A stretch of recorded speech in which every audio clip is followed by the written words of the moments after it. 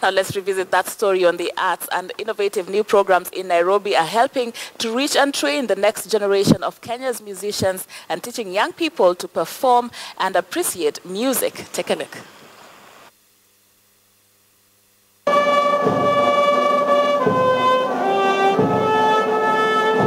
The Kenya National Anthem is the first piece these young musicians play at a concert in Nairobi.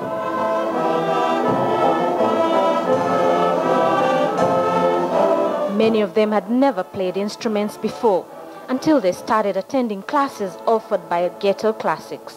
It's a charity program that offers free music lessons to children from low-income neighborhoods. They learn classical music but are also introduced to other genres. You find that at home, you find that most of the time you can go even without food. And so this going without food as like the only remaining boy in the house, I feel like that should not be happening.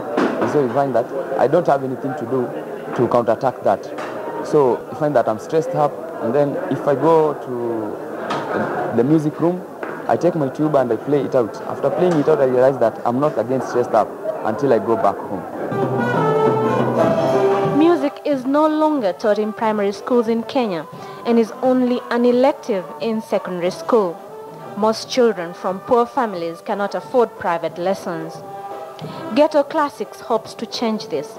Elizabeth Njoroge is the project's director. We have objective evidence, particularly with the kids that we've been working with over a long time, and the kids who you saw performing here, they're doing so well in school, you know? That stability, that teamwork, having that stability in their life, and also music opens up another part of their brain. They do so well in school and they become good kids. Things are rather different at private institutions like the Brookhouse International School, which offers British curriculum. One of the courses is a business and technology diploma in music for senior students who want to pursue a professional career. Ian Bogwa is a music teacher here. He believes gifted music students are being neglected in the Kenyan education system, which tends to focus on mathematics and science subjects. Literacy is not just reading and writing, because we're not all brilliant in reading and writing. And we're not supposed to be. We're all different. We're different talents. So if a child has a talent in music, that is what should be developed. Just concentrate on what they are good at. Sadly, that's not what we're doing. Math, English. That's it.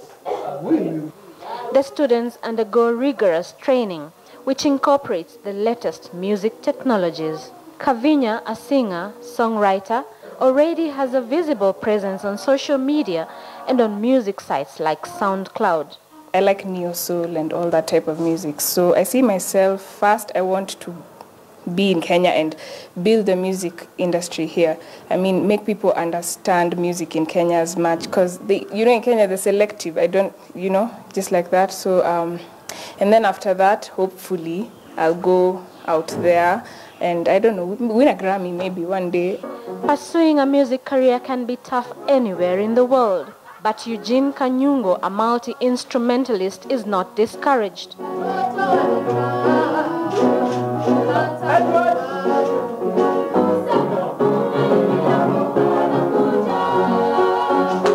So I need to plan myself really well and decide, during the day I'm going to be the neurosurgeon who's running around, but at night I'm solely putting myself to music. And really, it's where your heart is. If your heart is in music, do that with all your heart. If your heart is in medicine, if your heart is in both, you'll always find a way. It's never impossible. Initiatives like Ghetto Classics and BTEC at Brookhouse are helping to nurture young Kenyan artists and create a culture of music appreciation from an early age. Ellen Wanjiru, KTN News. Sana